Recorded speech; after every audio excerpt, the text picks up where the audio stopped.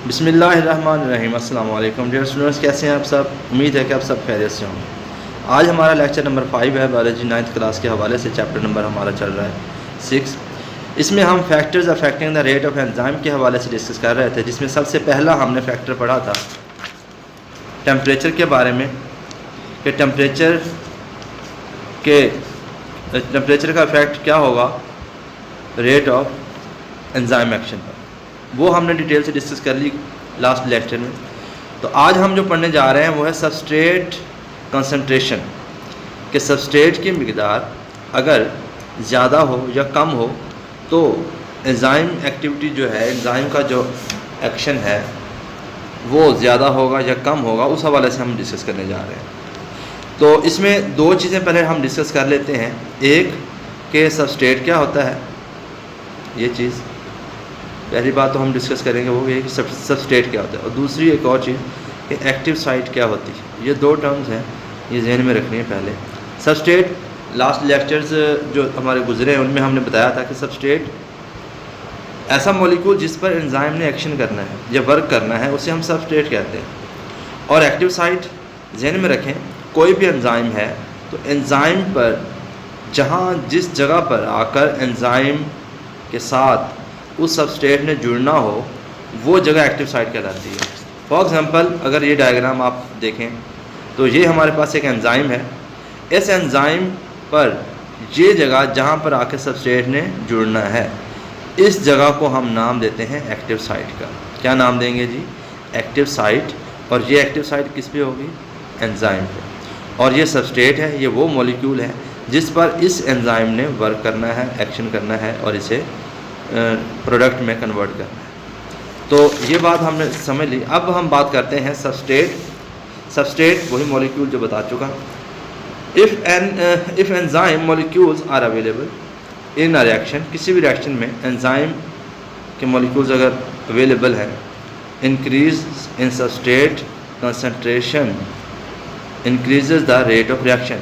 अगर हम सबस्ट्रेट की क्वांटिटी बढ़ा दें, यानी सबस्ट्रेट मॉलिक्यूल्स की मिकदार या तादाद बढ़ा दें, तो क्या होगा? Increase the rate of reaction. तो एंजाइम का रेट जो है वो रिएक्शन का वो जो है वो बढ़ जाएगा। ये जहन में दोबारा देखें कि मॉलिक्यूल्स अगर ज़्यादा होंगे किसके? एंजाइम के, अगर उस वक्त हम सबस्ट्रेट की मिकदार भी बढ़ा देते हैं तो एंजाइम यानी ओवरऑल रिएक्शन की जो स्पीड है वो ज़्यादा हो जाएगी। If enzyme concentration is kept constant. अब ये शर्त है कि अगर हम एंजाइम के मॉलिक्यूल्स नहीं बढ़ाते, एंजाइम की कंसंट्रेशन कांस्टेंट रखते हैं, फिक्स कर लेते हैं, and amount of substrate is increase. अगर हम सबस्ट्रेट की अमाउंट जो है वो बढ़ा देते हैं, अब पॉइंट इज़ रीच, एक ऐसा वक्त भी आएगा where any further increase in substrate does not increase the rate of reaction any more. तो इसमें ध्यान में रखें कि अगर हम कांस्टेंट कर देते हैं, यानी कि कंसंट्रेशन ऑफ एंजाइम फिक्स कर लेते हैं, ज़्यादा नहीं करते, तो उस वक्त अगर हम सबस्ट्रेट बढ़ा भी दें तो भी रिएक्शन मज़ीद नहीं बढ़ेगा। क्यों? क्योंकि जितनी भी एक्टिव साइट्स होंगी सारी की सारी फिल हो चुकी होंगी, जितने भी सबस्ट्रेट मौजूद होंगे। अब मज़ीद सबस्ट्रेट आए भी सही तो एक्टिव साइट मौजूद ना होने की वजह से रिएक्शन स्पीड अप नहीं होगा।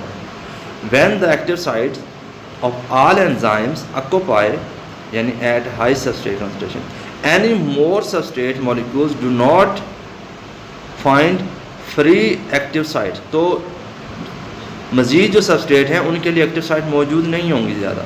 जब एक्टिव साइट ही मौजूद नहीं होंगी तो उस वक्त क्या होगा? रिएक्शन बढ़ेगा नहीं। और उस वक्त जो स्टेट होगी उस रिएक्शन की, उसे हम नाम देंगे सैचुरेशन का। क्या नाम देंगे? सैचुरेशन का। This state is called saturation of active site and reaction rate does not increases. अब हम थोड़ा सा इसके ग्राफ की तरफ भी आ जाते हैं, ग्राफ को भी देख लें। ग्राफ में हम वाज़ेह तौर पर देख सकते हैं कि जहाँ पर हमारे सामने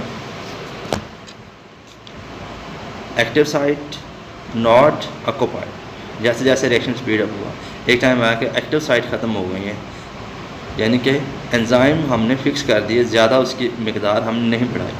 तो उस वक्त जो स्टेट हो जाएगी रिएक्शन की वो तकरीबन इस फॉर्म में आ जाएगी, यानी सैचुरेट हो जाएगी। एक्टिव साइट, सैचुरेट का मतलब वैसे जो होता है वो भर जाना, मुकम्मल हो जाना। इन तमाम एक्टिव साइट्स जो हैं वो कंप्लीट हो भर चुके होंगे, फिल हो चुके होंगे, मज़ीद एक्टिव साइट होंगे नहीं। मज़ीद सबस्ट्रेट अगर आ भी जाएंगे तो रिएक्शन स्पीड अप नहीं होगा, क्योंकि रिएक्शन को स्पीड अप कराने के लिए एंजाइम चाहिए, एंजाइम के बाद एक्टिव साइट चाहिए। एक्टिव साइट अगर नहीं होगी तो रिएक्शन स्पीड अप नहीं होगा। तो ये था सबस्ट्रेट के हवाले से। अब नेक्स्ट है हमारा पीएच। पीएच क्या है, आपने दो चीज़ें छोटी क्लास इसमें 8th क्लास में पढ़ी होंगी, एक एसिड्स और एक बेस। एक्चुअली पीएच एक ऐसा स्केल है जिससे हम ये पता लगाते हैं कि कोई भी मीडियम आपके पास है, सोल्यूशन है, जो भी चीज़ है वो एसिडिक है या बेसिक है, तो उसके लिए हमारे पास स्केल है जिसे हम पीएच स्केल का नाम देते हैं। अब उस पर 1 से लेकर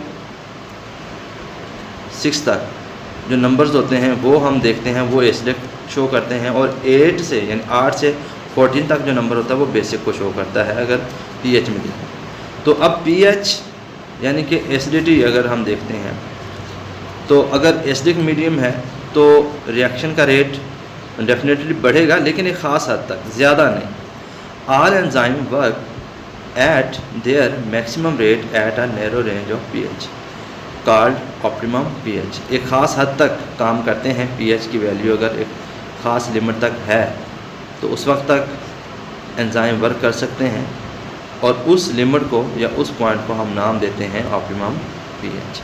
a slight change in this pH, अगर हल्की सी भी चेंज कर देते हैं इस पीएच में, यानी वैल्यूज बढ़ा देते हैं, कम कर देते हैं, तो क्या होगा, causes retardation of in enzyme activity R block it completely. तो इससे क्या होगा कि उस पीएच के थोड़े से चेंज की वजह से एंजाइम में रिटार्डेशन, यानी कि उसके वर्क में स्लो डाउन, यानी कि कम्प्लीटली वो क्या हो जाएगा, ब्लॉक हो जाएगा, कमी आ जाएगी एंजाइम की एक्टिविटी में। Even enzyme has its specific optimum pH, every enzyme has its specific optimum pH. Her enzyme की एक स्पेसिफिक पीएच है जिसे हम ऑप्टिमम पीएच वैल्यू कहते हैं। मिसाल अब दे रहे हैं, एग्जांपल ज़रा गौर से सुनें। Pepsin work in stomach is active in acidic medium mean low pH में, यानी कि 6 से कम। While trypsin work in small intestine shows its activity in alkaline medium, यानी हाई पीएच, यानी कि 8 से ऊपर 9, 10 इस तरह की वैल्यूज़ पे ये काम करेगा।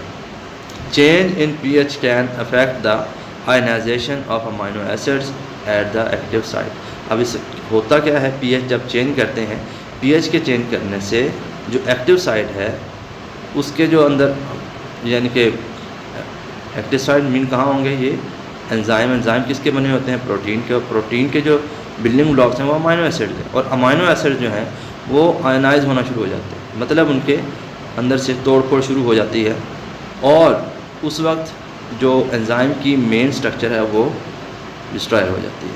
तो पीएच एक ख़ास लिमिट तक अगर उसकी वैल्यू है हमारे पास तो एंजाइम सही वर्क कर पाएंगे, वरना नहीं। डियर स्टूडेंट्स, ये था हमारा आज का लेक्चर। नेक्स्ट लेक्चर इंशाल्लाह होगा हमारा मैकेनिज्म ऑफ एंजाइम